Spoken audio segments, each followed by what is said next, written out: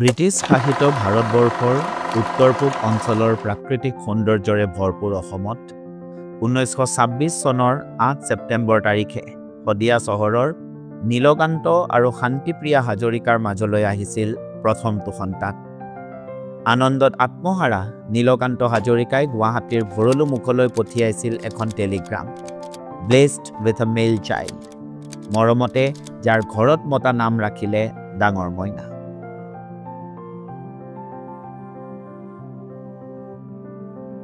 ঊনৈছশ 29 চনত হাজৰিকাৰ পৰিয়ালটো গুৱাহাটীলৈ আৰু তাৰ পিছত ক্ৰমে ধুবুৰী আৰু তেজপুৰলৈ স্থানান্তৰ হয়। অসমৰ সাংস্কৃতিক নগৰী তেজপুৰে এই শিশুটিৰ ভৱিষ্যত জীৱনক এক নতুন গতি প্ৰদান কৰিলে। এক অনুষ্ঠানত এটা বৰগীত প্ৰদৰ্শন কৰি থকা অৱস্থাত তেওঁৰ বিস্ময়কৰ সাংস্কৃতিক প্ৰতিভাক আৱিষ্কাৰ কৰে অসমৰ দুই মহান মনীষী ৰূপ কোঁৱৰ জ্যোতিপ্ৰসাদ আগৰৱালা আৰু কলাগুৰু বিষ্ণুপ্ৰসাদ ৰাভাদেৱে। 1936 চনত মাত্ৰ 10 বছৰতে কলকাতাস্থিত অৰোৰা ষ্টুডিঅ'ত চেলোনা কোম্পানীৰ কাৰণে জীৱনৰ প্ৰথমটো গান বাণীবদ্ধ কৰা এই শিশুজনে জ্যোতিপ্ৰসাদ আগৰৱালাদেৱৰ ইন্দ্ৰমালতী কথাছবিৰ বাবে দুটা গান ক্ৰমে কাষতে কলচীলৈ আৰু বিশ্ববিজয় নজোৱান গান দুটাত কণ্ঠদান কৰাৰ আহ্বান লাভ কৰে। ভৱিষ্যত দিনত এইগৰাকী শিশুৱে অসম তথা ভাৰতবৰ্ষৰ সংগীত জগতৰ বাবে হৈ পৰে এক ভোটাতৰা, বিশ্বৰ বাবে যি হৈ পৰিল বাৰ্ড অৱ ব্ৰহ্মপুত্ৰা। হাজৰিকাৰ পৰিয়াল গুৱাহাটীত থকা সময়তে কটন কলেজিয়েটৰ বাৰ্ষিক সন্মিলনলৈ নিমন্ত্ৰণ কৰা হৈছিল সাহিত্যৰথী লক্ষ্মীনাথ বেজবৰুৱাদেৱক।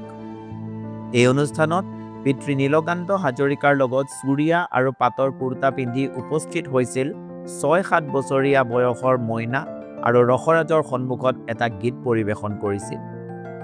কণমানিজনৰ কণ্ঠ আৰু সুৰত মুগ্ধ হৈ বেজবৰুৱাদেৱে কপালত এটা চুমা খাই কৈছিল, খুব ডাঙৰ শিল্পী হবা তুমি। পিছদিনা বাতৰি কাকতত প্ৰকাশ হৈছিল এটা খবৰ, নীলকান্ত হাজৰিকাৰ ল'ৰা শ্ৰীমান ভূপেন হাজৰিকাই গান গালে। মই আৰু মোৰ দুয়োৰে লগৰীয়া পৃথিৱী নকবা মই অকল কৰিয়া মই আৰু মোৰ নমস্কাৰ। আমাৰ সকলোৰে বুকুৰ আমঠু আমাৰ মৰমৰ শ্ৰদ্ধাৰ সুধাকণ্ঠ ডক্টৰ ভূপেন হাজৰিকাদেৱৰ আজি উপজা দিন। গীত, কথা, সুৰ, বোলছবিৰে অসম তথা ভাৰতবৰ্ষক বিশ্ব দৰবাৰত চিনাকি কৰাই দিয়া এইগৰাকী মহান অসমীয়া শিল্পী হৈছে অসমৰ গৌৰৱ, অসমীয়া জাতিটোৰ পৰিচয়। মদাৰৰে ফুল হেনো পূজাত নেলাগে। বিশ্ব নাগৰিক ডক্টৰ ভূপেন হাজৰিকা কেৱল মাত্ৰ এগৰাকী শিল্পী নাছিল, আছিল এটা বৃহৎ জাতিৰ প্ৰতিনিধি, যিয়ে জাতিটোৰ নাম, মান, সন্মানক বিশ্ব দৰবাৰত প্ৰতিষ্ঠা কৰিছিল। কটন কলেজ, কাশী হিন্দু বিশ্ববিদ্যালয়ত উচ্চ শিক্ষা গ্ৰহণ কৰা হাজৰিকাদেৱে কলম্বিয়া বিশ্ববিদ্যালয়ৰ পৰা proposals for preparing India's basic education to use audio' visual techniques in adult education বিষয়ত ডক্টৰেট ডিগ্ৰী লাভ কৰিছিল। আমেৰিকা যুক্তৰাষ্ট্ৰত থকা সময়ত ডক্টৰ ভূপেন হাজৰিকা আমেৰিকাৰ গণ আন্দোলনৰ লগত জড়িত পল ৰবচনৰ দ্বাৰা প্ৰভাৱিত হৈছিল আৰু গাইছিল ঐক্যৰ গান, we are in the same boat brother, আমি একেখন নাৱৰে যাত্ৰী, সহযাত্ৰী একেখন নাৱৰে।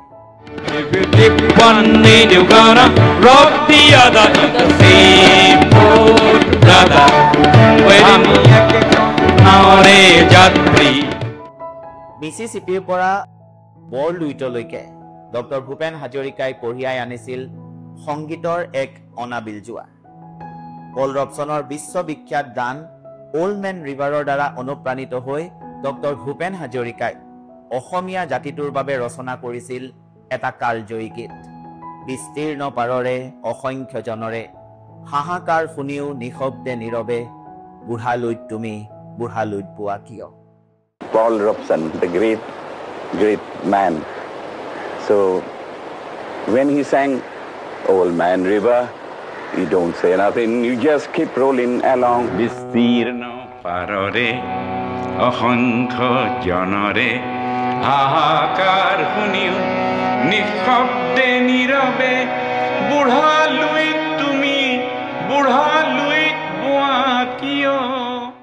এটা সাক্ষাৎকাৰত এবাৰ হাজৰিকাদেৱে কৈছিল যে বেনাৰস হিন্দু বিশ্ববিদ্যালয়ৰ লগতে ভাৰতীয় আন আন প্ৰান্তৰ পৰা তেখেতে ধ্ৰুপদী বা শাস্ত্ৰীয় সংগীত, উত্তৰ পূব ভাৰতৰ পৰা লোকসংগীত আৰু আমেৰিকাৰ পৰা বিশ্ব সংগীতৰ ধাৰাৰ বহুতো উপাদান তেখেতে আয়ত্ত কৰিছিল। बनारस हिंदू यूनिवर्सिटी में तो क्लासिकल का कुछ ये मिला, टच मिला।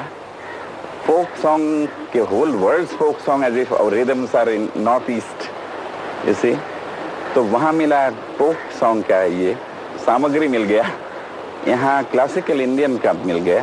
उसके बाद अमेरिका में जाके right from Mississippi two Hudson, আমেৰিকাৰ কোনো কৃষ্ণাংগ মহিলাই গোৱা ডোন্ট ক্ৰাই মাই মেলাংকলি বেব ডোন্ট ক্ৰাইৰ সুৰত তেখেতে গাইছিল বিহুৰেনো বিৰিণা ও আইতা বিহুৰেনো বিৰিণা পাত। Don't cry my melancholy babe, don't cry. Oh bihurenu birina, oh aita bihurenu birina pa. Don't cry my melancholy babe, don't cry. বিহুৰেনো বিৰিণা ও আইতা কেৰুমণি থুৰিয়া তাতে সমনীয়া ও আইতা তুমি আমাৰ জুৰিয়া বহাগতে পাতি যাওঁ বিয়া ও আইতা কেৰুমণি গেজেৰা নে মাৰিবা কেতেৰা। গুৱাহাটী অনাতাঁৰ কেন্দ্ৰত কিছু সময় কাম কৰা হাজৰিকাদেৱে কিছুদিন গুৱাহাটী বিশ্ববিদ্যালয়ত অধ্যাপনাও কৰিছিল। তেখেতে প্ৰস্তুত কৰিছিল এই বিশ্ববিদ্যালয়ৰ শীৰ্ষ সংগীত অৰ্থাৎ এনথেম, লগতে প্ৰস্তুত কৰিছিল তেজপুৰ বিশ্ববিদ্যালয়ৰো শীৰ্ষ সংগীত, লিখিছিল কটন কলেজৰ শতবাৰ্ষিকী গান। 1901 আৰু 2001 এই উজ্জ্বল 100টা বছৰ অসমীৰ কপালত ভোটাতৰা জিলিকিছে হেনৰি কটন কলেজৰ, আমাৰ কটন কলেজৰ। কটন কলেজ, কটন কলেজ, আমাৰ কটন কলেজ।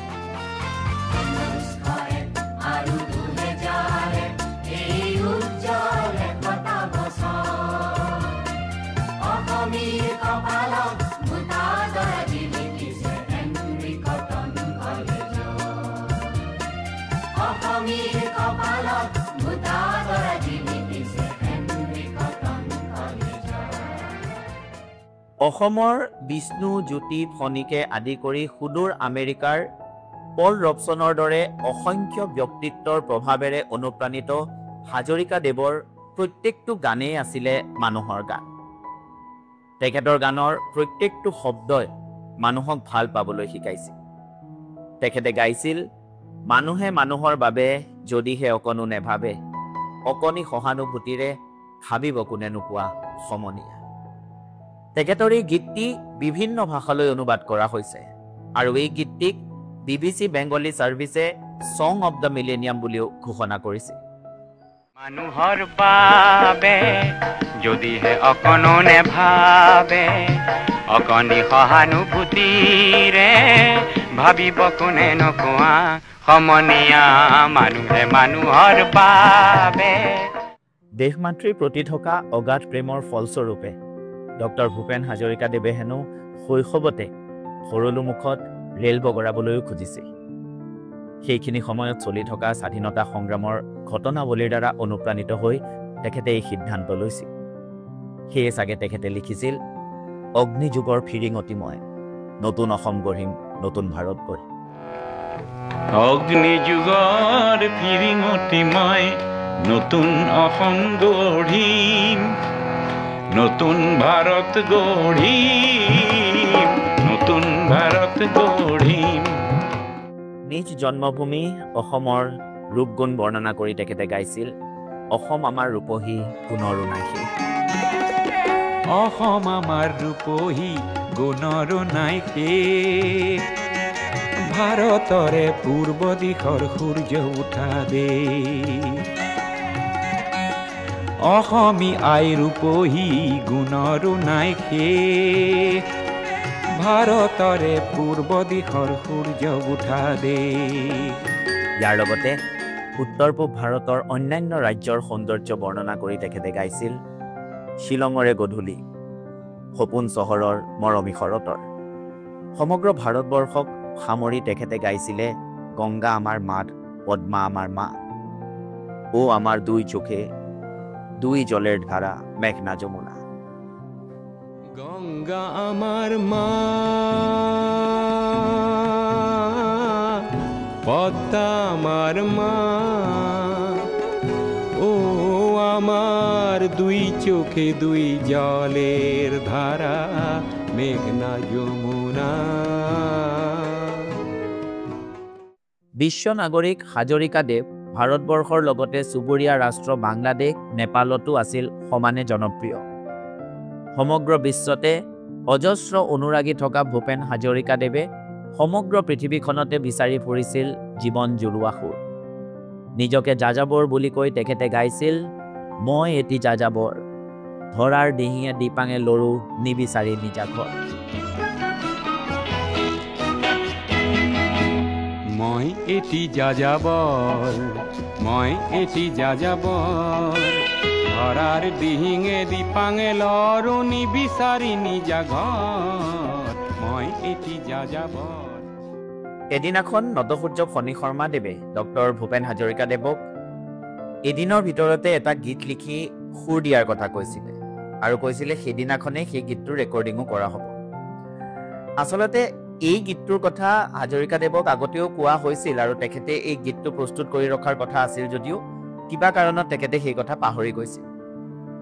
তাৰ পাছতে নটসূৰ্য ফণী শৰ্মাদেৱে তেখেতক এটা ভিডিঅ' ফুটেজ দেখুৱাইছিলে য'ত কেৱল জামুগুৰিহাটৰ কহুৱা বনৰ ভিডিঅ' আছিলে। তাৰ বাহিৰে আন কোনো তাতে সমল নাছিলে এটা গীত ৰচনা কৰিব পৰাকৈ।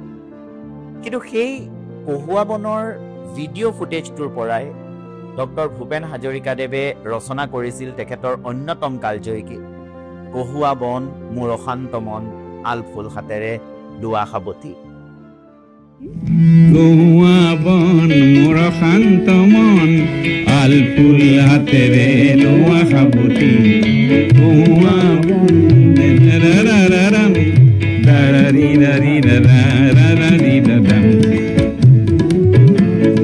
নীলা আকাশৰ একোটি তৰা, হঠাতে খহি সাৱতে ধৰা, হিতমিত এন্ধাৰৰ নিমাত ৰাতি, এটি এটিখন যেন এটি এটি পন, এনে হেৰুৱালে নাহে উভতি, কহুৱা বন মোৰ অশান্ত মন, আলফুল হাতেৰে লোৱা সাৱটি। অসম তথা ভাৰতবৰ্ষৰ বহু ঘটনাই ভূপেন হাজৰিকাদেৱৰ মনত গভীৰ সাঁচ বহুৱাইছিল। সমসাময়িক ঘটনা প্ৰবাহে তেখেতক চিন্তিত কৰি তুলিছিল। আপোন মানুহৰ চিন্তাক্লিষ্ট মুখবোৰে তেখেতক যেন গভীৰ আঘাত দিছিল। সেইবোৰকে সামৰি তেখেতে সৃষ্টি কৰিছিল জুয়ে পুৰা ৮৩ৰ নিৰ্বাচনী বছৰ, মোৰ ভাইটি নোহোৱা হ'ল নেপালো খবৰ, তই জাননে খবৰ, তই জাননে খবৰ।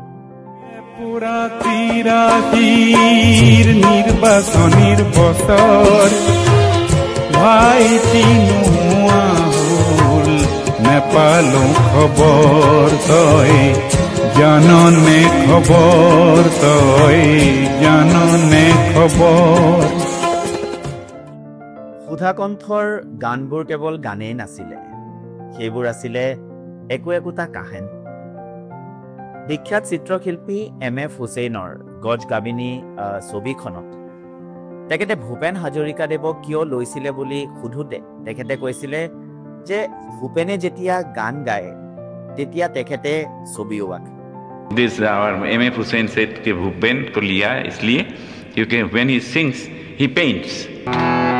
एका बेका बातेरे कोढ़ियाऊं कोढ़ियाऊं बर बर মানুহৰ দোলা এই দোলা এই দোলা এই দোলা আপন কৰিলো বনুৱাৰ জ্ঞানক দেহা ভাগৰাই তোলা এই দোলা এই দোলা। অত্যন্ত ৰসিক ব্যক্তিত্বৰ অধিকাৰী আছিল ডক্টৰ ভূপেন হাজৰিকা।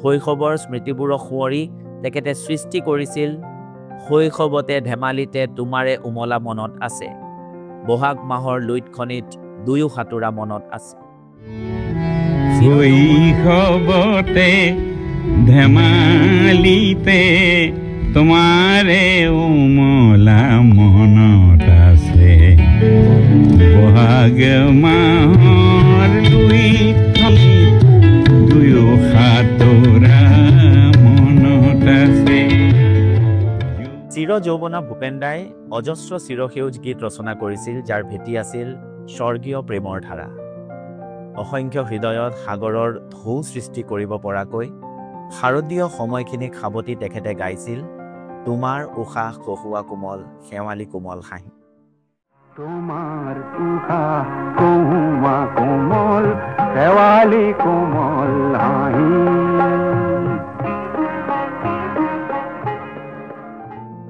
প্ৰেমৰ গূঢ়াৰ্থ অনুভৱ কৰি সকলোকে শিহৰিত কৰিব পৰাকৈ তেওঁৰ কণ্ঠত প্ৰাণ পাই উঠিছিল বিমূৰ তমূৰ নিশাতি যেন মৌনতাৰ সূতাৰে বোৱা এখনি নীলা চাদৰ বিমূৰ্তই নিশাতি যেন মৌনতাৰ সূতাৰে বোৱা এখনি নীলা চাদৰ বিমূৰ্ত মোৰ নিশাতি মৌনতাৰ সূতাৰে বোৱা এখনি নীলা চাদৰ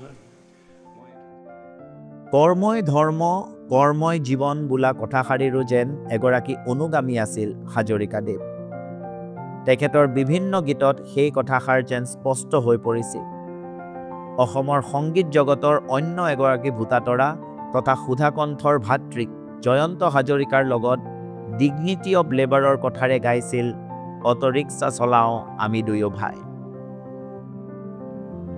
অটোৰিক্সা চলাওঁ আমি দুয়ো ভাই গুৱাহাটী কৰি গুলজাৰ বিই ফেইল মই সৰু ভাই এম.এ. পাছ বেংকত বহুতো দাৰ ধন সোণৰ প্ৰতি থকা মোহ মায়াই যে জীৱন নহয় সেই কথাকে যেন হৃদয়ংগম কৰিছিল হাজৰিকাদেৱে বিভিন্ন দেশ বিদেশ ভ্ৰমী অভিজ্ঞতাৰে পৰিপুষ্ট সুধাকণ্ঠৰ জীৱনৰ প্ৰতি দৃষ্টি আছিল বিশেষ আছিল পৃথক মানৱ জীৱনত আত্মীয়তাৰ মূল্য বুজিয়েই তেখেতে সৃষ্টি কৰিছিল আকাশী গংগা বিচৰা নাই নাই বিচৰা স্বৰ্ণ অলংকাৰ গংগা বিচৰা নাই নাই বিচৰা স্বৰ্ণ অলংকাৰ সুধাকণ্ঠৰ বাবে শ্ৰোতাই আছিল ভগৱান সমালোচনাৰ প্ৰতিটো দিশকে এক গঠনাত্মক দৃষ্টিৰে বুজি উঠি নিজকে সদায় নতুন ৰূপত আৱিষ্কাৰ কৰিব বিচাৰিছিল তেখেতে শ্ৰোতাৰ প্ৰতি কৃতজ্ঞতাৰ চিনস্বৰূপে উৎসৰ্গা কৰিছিল মোৰ গীতৰ হেজাৰ শ্ৰোতা তোমাক নমস্কাৰ মোৰ গীতৰ হেজাৰ শ্ৰোতা তোমাক নমস্কাৰ গীতৰ সভাত তুমিয়েতো প্ৰধান অলংকাৰ ৰাইজ মই অসুস্থ হৈ পৰিলোঁ সেইকাৰণে যেন আপোনালোকে দায় দোষ নধৰিব এই মোৰ এটা হঠাৎ এনেকুৱাকৈ বিষটো হ'ল মই আন এবাৰ আকৌ গাই দিম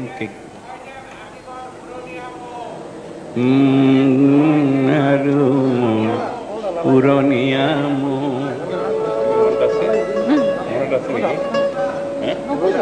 এইটো নালাগে নহয় ৰাইজ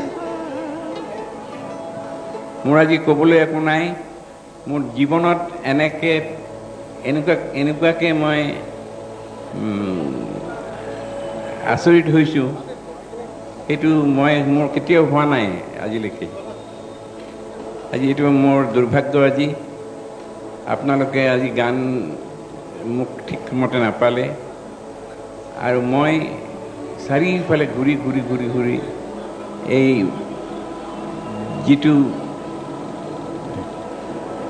যি স্থিতিত পৰিলোঁ এইটোৰ কাৰণে আপোনালোকে যেন দয়া নকৰে, কোনো ক্ষমা নকৰে মোক, আৰু মই আকৌ ভালকৈ গাই দিম চিৰজীৱনৰ কাৰণে। মই কেতিয়াও আপোনালোকক সন্মান নজনাওঁ।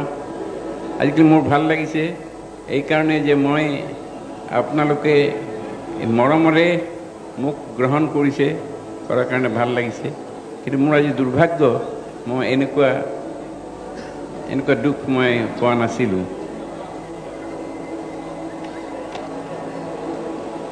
ধন্যবাদ। আপোনালোকক কি ক'ম, মোৰ চকু পানী ওলাইছে। আজি মোৰ জীৱনত এনেকুৱা হোৱা নাই, কেতিয়াও এনেকুৱা হোৱা নাই। এইবাৰ এনেকুৱা হ'ল যে মই আজি ঈশ্বৰে মোক শাস্তি দিলে। মই যেন আজীবন উৰণীয়ামো, জিৰাবৰ নাই তৰু তৃণ, জিৰণীয়ামো দেখি ভাবো একদিন। ইন্দ্ৰমালতী কথাছবিখনত প্ৰথম গান গোৱাৰ পৰা আৰম্ভ কৰি তেওঁ বহু সংখ্যক অসমীয়া কথাছবিত পৰিচালক, প্ৰযোজক, সংগীত আদি বিভিন্ন দিশত জড়িত হৈ আছিল। ইয়াৰ ভিতৰত এৰাবাটৰ সুৰ, শকুন্তলা, প্ৰতিধ্বনি, লতিগতি, চিৰাজ আদি অন্যতম। বঙালী কথাছবি মাহুত বন্ধুৰে গজমুক্তা আছিল তেখেতৰ সংগীতেৰে সপ্ৰতিভ হৈ থকা কথাছবি। ৰুদালি, দৰমিয়া, গজকামিনী আদি আছিল তেখেত জড়িত হৈ থকা হিন্দী বোলছবি। তদুপৰি বড়ো আৰু ভোজপুৰী কথাছবি ক্ৰমে জিউনি চিমাং আৰু চাঁদ মাইয়া কি মহিমাত তেখেত জড়িত হৈ আছিল। সংগ্ৰাম লগ্নে আজি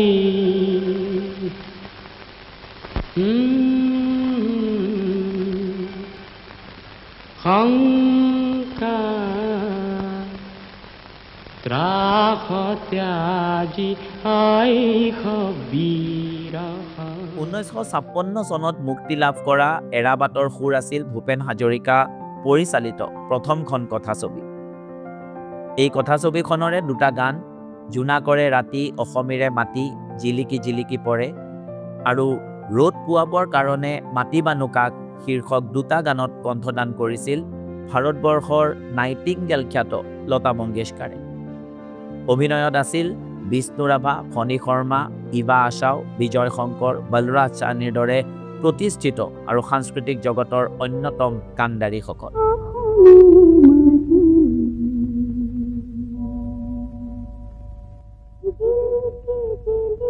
এই কথাছবিখনতে নৰহৰি বুঢ়া ভকতে ভোৰতাল বজাইছিল, মঘায়ুজাই তাতেই বজাইছিল ধুত। এৰাবাটৰ সুৰ কথাছবিখনৰ সেই বিখ্যাত গান সাগৰ সংগমত কটনাত সাঁতুৰিলো তথাপিতো হোৱা নাই ক্লান্ত গানটোত নৃত্য কৰিছিল সুধাকণ্ঠৰ অৰ্ধাংগিনী প্ৰিয়ম্বদা পাটেলে। সেইফালে এৰাবাটৰ সুৰত প্ৰিয়ম হাজৰিকাই সাগৰ সংগমত নাচিছে। দানৱে কৰে নিষ্ঠুৰ আঘাত বিশান্ত, সেয়েহে মনৰ মোৰ শান্ত। এৰাবাটৰ সুৰ কথাছবিখনৰ যোগেদিয়ে ডক্টৰ ভূপেন হাজৰিকাদেৱে অসমীয়া সংগীত জগতখনলৈ আন এগৰাকী বৰেণ্য শিল্পীক আগবঢ়াই দিছে, যি ভৱিষ্যতে সমগ্ৰ ভাৰতবৰ্ষতে গোৱালপৰীয়া লোকসংগীতৰ সম্ৰাজ্ঞী হিচাপে বিখ্যাত হৈ পৰিছিল। আৰু তেখেত আছিল পদ্মশ্ৰী সন্মানেৰে সন্মানিত প্ৰতিমা বৰুৱা পাণ্ডে। এওঁ ৰজাৰ ছোৱালী হৈ মাহুতৰ ঘৰে ঘৰে গৈ গান শিকি গোৱালপাৰাৰ লোকসংগীতক বিশ্বত জনাজাত কৰি তুলিছে। এতিয়া মই এওঁক মাতিছোঁ মোৰ লগত এই গীতটো গাবলৈ।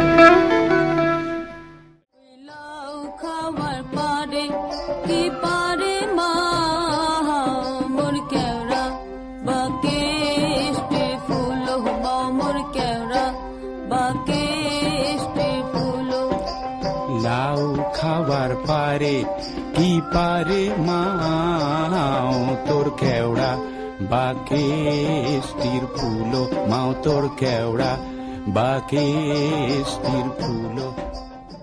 ডক্টৰ ভূপেন হাজৰিকাদেৱে তেখেতৰ সমগ্ৰ জীৱনত পদ্মশ্ৰী সন্মান, পদ্মভূষণ, ৰাষ্ট্ৰপতি পদক, শ্ৰেষ্ঠ সংগীত পৰিচালকৰ ৰাষ্ট্ৰীয় বঁটা, দাদা চাহেব ফাল্কে বঁটা, অসম ৰত্ন লাভ কৰাৰ লগতে মৰণোত্তৰভাৱে 2012 চনত পদ্মবিভূষণ আৰু 2019 চনত ভাৰত চৰকাৰৰ সৰ্বোচ্চ অসামৰিক সন্মান ভাৰত ৰত্নৰে বিভূষিত হয়।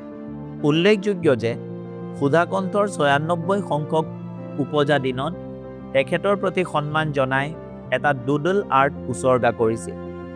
মুম্বাইৰ অতিথি শিল্পী ৰুতু জামালীয়ে ইয়াৰ সৃষ্টি কৰিছিল।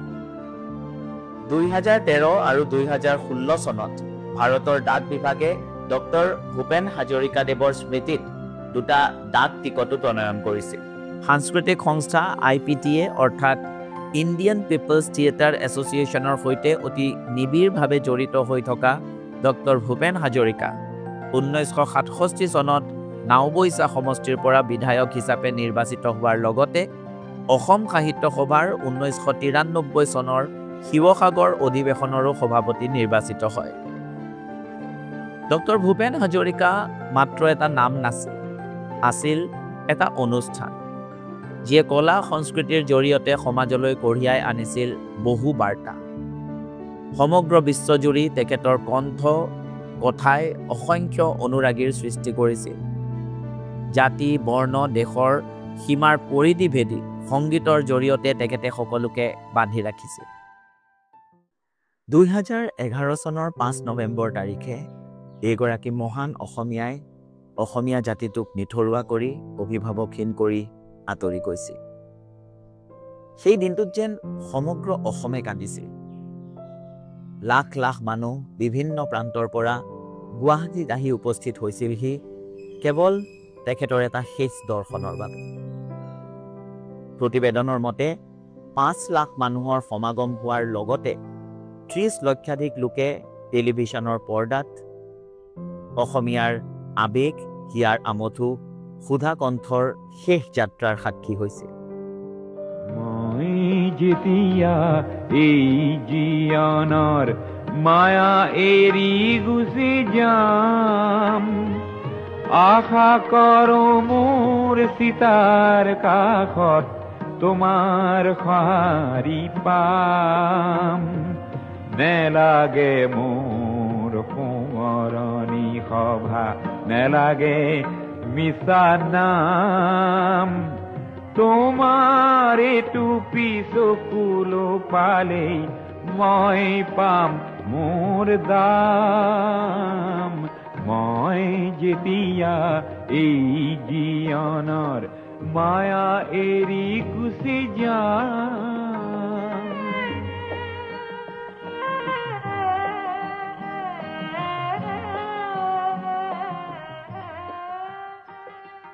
আজি এই পবিত্ৰ দিনটোত এইগৰাকী বিশ্ববৰেণ্য শিল্পী তথা সাংস্কৃতিক দেৱদূতক SPM IS একাডেমীৰ পৰিয়ালৰ তৰফৰ পৰা শ্ৰদ্ধাৰে সোঁৱৰিছোঁ।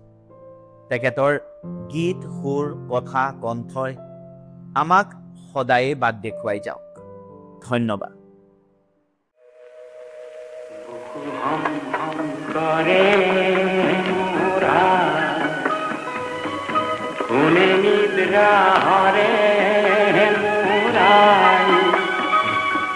পুত্ৰ হৈ মই কি মতে তৰো, আই তোৰে হৈ মই মৰো।